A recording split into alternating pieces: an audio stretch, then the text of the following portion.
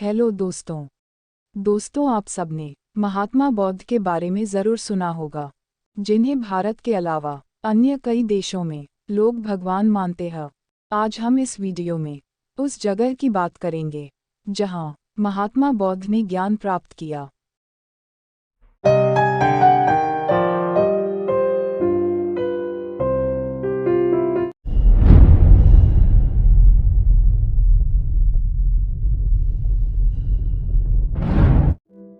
हम बात कर रहे हैं बोधगया की। बिहार की राजधानी पटना के दक्षिण पूर्व में लगभग 101 किलोमीटर दूर स्थित बोधगया गया जिले से सटा एक छोटा शहर है। बोधगया में बोधि पेड़ के नीचे तपस्या कर रहे भगवान गौतम बुद्ध को ज्ञान की प्राप्ति हुई थी। तभी से यह स्थल बौद्ध धर्म के अनुयायियों के लिए अत्यंत महत्वपूर्ण है। वर्ष 2002 में यूनेस्को द्वारा इस शहर को विश्व विरासत स्थल घोषित किया गया। करीब 500 ईस्वी पूर्व में गौतम बुद्ध फाल्गु नदी के तट पर पहुंचे और बोधि पेड़ के नीचे तपस्या करने बैठे। 3 दिन और रात के तपस्या के बाद उन्हें ज्ञान की प्राप्ति हुई, जिसके बाद से वे बुद्ध के नाम से जाने गए। इसके बाद उन्होंने वहां 7 हफ्ते अलग अलग जगहों पर ध्यान करते हुए बिताया और फिर सारनाथ जाकर धर्म का प्रचार शुरू किया। बुद्ध के अनुयायियों ने बाद में उस जगह पर जाना शुरू किया जहां बुद्ध ने वैशाख महीने में पूर्णिमा के दिन ज्ञान की प्राप्ति की थी। धीरे धीरे ये जगह बोधाया के नाम से जाना गया और दिन बुद्ध पूर्णिमा के नाम से जाना गया। लगभग 528 ईस्वी पूर्व के वैशाख अप्रैल मई महीने में कपिलवस्तु के राजकुमार गौतम ने सत्य की खोज में घर त्याग दिया। गौतम ज्ञान की खोज में निरंजना नदी के तट पर बसे एक छोटे से गांव उरुवेला आ गए। वह इसी गांव में एक पीपल के पेड़ के नीचे ध्यान साधना करने लगे। एक दिन वह ध्यान में लीन थे कि गांव की ही एक लड़की सुजाता उनके लिए एक कटोरा खीर तथा शहद लेकर आई। इस भोजन को करने के बाद गौतम पुनः ध्यान में लीन हो गए। इसके कुछ दिनों बाद ही उनके अज्ञान का बादल छट गया और उन्हें ज्ञान की प्राप्ति हुई। अब वह राजकुमार सिद्धार्थ या तपस्वी गौतम नहीं थे बल्कि बुद्ध थे। बुद्ध जिसे सारी दुनिया को ज्ञान प्रदान करना था। ज्ञान प्राप्त के बाद वे अगले 7 सप्ताह तक उरुवेला के नजदीक ही रहे और चिंतन मनन किया। इसके बाद बुद्ध वाराणसी के निकट सारनाथ गए जहां उन्होंने अपने ज्ञान प्राप्ति की घोषणा की। बुद्ध कुछ महीने बाद उरुवेला लौट गए। यहाँ उनके 5 मित्र अपने अनुयायियों के साथ उनसे मिलने आए और उनसे दीक्षित होने की प्रार्थना की। इन लोगों को दीक्षित करने के बाद बुद्ध राजगीर चले गए। इसके बुद्ध के उरुवेला वापस लौटने का कोई प्रमाण नहीं मिलता है। 2वीं शताब्दी ईसा पूर्व के बाद उरुवेला का नाम इतिहास के पन्नों में खो जाता है। इसके बाद यह गांव संबोधि, वज्रस्ना या महाबोधि नामों से जाना जाने लगा। विश्वास किया जाता है कि महाबोधि मंदिर में स्थापित बुद्ध की मूर्ति का संबंध स्वयं बुद्ध से है। कहा जाता है कि जब इस मंदिर का निर्माण किया जा रहा था तो इसमें बुद्ध की एक मूर्ति स्थापित करने का भी निर्णय लिया गया था, लेकिन लंबे समय तक किसी ऐसे शिल्पकार को खोजा नहीं जा सका जो बुद्ध की आकर्षक मूर्ति बना सके। सहसा एक दिन एक व्यक्ति आया और उसे मूर्ति बनाने की इच्छा जाहिर की, लेकिन इसके लिए उसने कुछ शर्तें भी रखीं। उसकी शर्त थी कि उसे पत्थर का एक स्तंभ तथा एक लैंप दिया जाए। उसकी एक और शर्त यह भी थी, इसके लिए उसे 6 महीने का समय दिया जाए तथा समय से पहले कोई मंदिर का दरवाजा न खोले। सभी शर्तें मान ली गई, लेकिन व्यग्र गांववासियों ने तय समय से 4 दिन पहले ही मंदिर के दरवाजे को खोल दिया। मंदिर के अंदर एक बहुत ही सुंदर मूर्ति थी, जिसका हर अंग आकर्षक था सिवाय छाती के। मूर्ति का छाती वाला भाग अभी पूर्ण रूप से तराशा नहीं गया था। कुछ समय बाद एक बौद्ध भिक्षु मंदिर के अंदर रहने लगा। एक बार बुद्ध उसके सपने में आए और बोले कि उन्होंने ही मूर्ति का निर्माण किया था। बुद्ध की यह मूर्ति बौद्ध जगत में सर्वाधिक प्रतिष्ठा प्राप्त मूर्ति है। नालंदा और विक्रमशिला के मंदिरों में भी इसी मूर्ति की प्रतिकृति को स्थापित किया गया है। बिहार में इसे मंदिरों के शहर के नाम से जाना जाता है। इस गांव के लोगों की किस्मत उस दिन बदल गई जिस दिन एक राजकुमार ने सत्य की खोज के लिए अपने राजसिंहासन को ठुकरा दिया। बुद्ध के ज्ञान की यह भूमि आज बौद्धों के सबसे बड़े तीर्थस्थल के रूप में प्रसिद्ध है।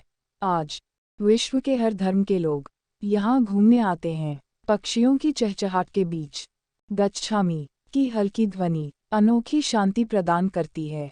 यहाँ का सबसे प्रसिद्ध मंदिर महाबोधि मंदिर है। विभिन्न धर्म तथा संप्रदाय के लोग इस मंदिर में आध्यात्मिक शांति की तलाश में आते हैं। इस मंदिर को यूनेस्को ने 2002 में वर्ल्ड हेरिटेज साइट घोषित किया था।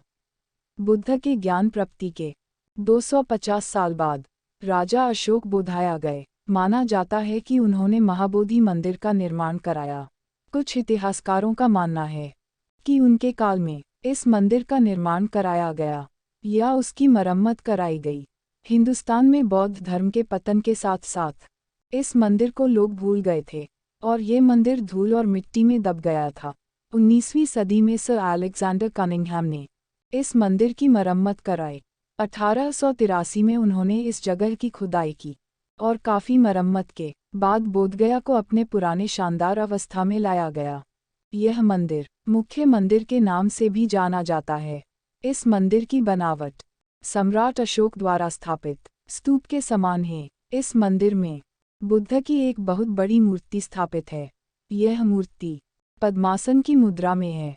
यहाँ यह अनुश्रुति प्रचलित है कि यह मूर्ति उसी जगह स्थापित है जहाँ बुद्ध को निर्वाण ज्ञान प्राप्त हुआ था। मंदिर के चारों ओर पत्थर की नक्काशीदार रेलिंग बनी हुई है। ये रेलिंग ही बोधगया में प्राप्त सबसे पुराना अवशेष है। इस मंदिर परिसर के दक्षिण पूर्व दिशा में प्राकृतिक दृश्यों से समृद्ध एक पार्क है जहां बौद्ध भिक्षु ध्यान साधना करते हैं।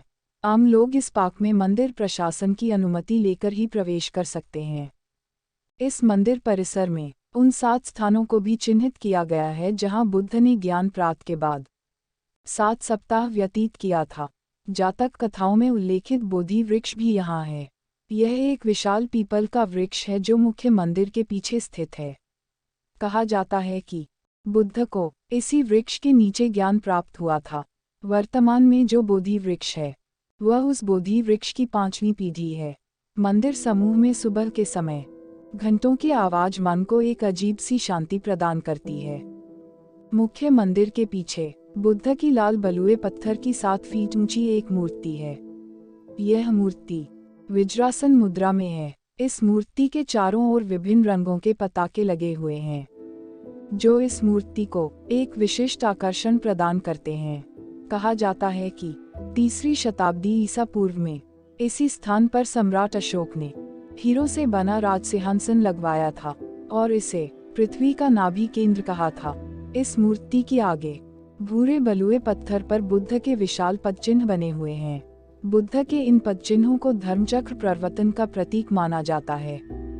बुद्ध ने ज्ञान प्राप्ति के बाद दूसरा सप्ताह इसी बोधि वृक्ष के आगे खड़ी अवस्था में बिताया था। यहाँ पर बुद्ध की इस अवस्था में एक मूर्ति बनी हुई है। इस मूर्ति को अनिमेष लोचन कहा जाता है। मुख्य मंदिर के उत्तर पूर्व में अनिमेष लोचन चैत्य बना हुआ है। मुख्य मंदिर का उत्तरी भाग चनकामाना नाम से जाना जाता है। इसी स्थान पर बुद्ध ने ज्ञान प्राप्ति के बाद तीसरा सप्ताह व्यतीत किया था। अब यहाँ पर काले पत्थर का कमल का फूल बना हुआ है जो बुद्ध का प्रतीक माना जाता है। महाबोधि मंदिर के पश्चिमोत्तर भाग में एक छतविहीन भग्नावशेष है जो रत्नाघरा के नाम से जाना जाता है। इसी स्थान पर बुद्ध ने ज्ञान प्राप्त के बाद चौथा सप्ताह व्यतीत किया था। दंतकथाओं के अनुसार बुद्ध यहाँ गहन ध्यान में लीन थे कि उनके शरीर से प्रकाश की एक किरण निकली। प्रकाश की इन्हीं रंगों का उपयोग विभिन्न देशों द्वारा यहाँ लगे अपने पताके में किया है। माना जाता है कि बुद्ध ने मुख्य मंदिर के उत्तरी दरवाजे से थोड़ी दूर पर स्थित अजपाला निग्रोधा वृक्ष के नीचे ज्ञान प्राप्त के बाद 5वां सप्ताह व्यतीत किया था। बुद्ध ने 6ठा सप्ताह महाबोधि मंदिर के दाईं ओर स्थित मूचालिंडा क्षील के नजदीक व्यतीत किया था। यह क्षील चारों तरफ से वृक्षों से घिरा हुआ है। इस क्षील के मध्य में बुद्ध की मूर्ति स्थापित है। इस मूर्ति में एक विशाल सांप बुद्ध की रक्षा कर रहा है। इस मूर्ति के संबंध में एक दंतकथा प्रचलित है। इस कथा के अनुसार बुद्ध प्रार्थना में इतने तल्लीन थे कि उन्हें आंधी आने का ध्यान नहीं रहा। बुद्ध जब मूसलाधार बारिश में फंस गए तो सांपों का राजा मूचालिंडा अपने निवास से बाहर आया और बुद्ध की रक्षा की। इस मंदिर परिसर के दक्षिण पूर्व में राजयातना वृक्ष है। बुद्ध ने ज्ञान प्राप्त के बाद अपना सांतवा सप्ताह इसी वृक्ष के नीचे व्यतीत किया था। यहीं बुद्ध दो बर्मी व्यापारियों से मिले थे। इन व्यापारियों ने बुद्ध से आश्रय की प्रार्थना की। इन प्रार्थना के रूप में बुद्धम शरणम गच्छामि, जिसका मतलब है कि मैं अपने को भगवान बुद्ध को सौंपता हूँ का उच्चारण किया। इसी के बाद से यह प्रार्थना प्रसिद्ध हो गई।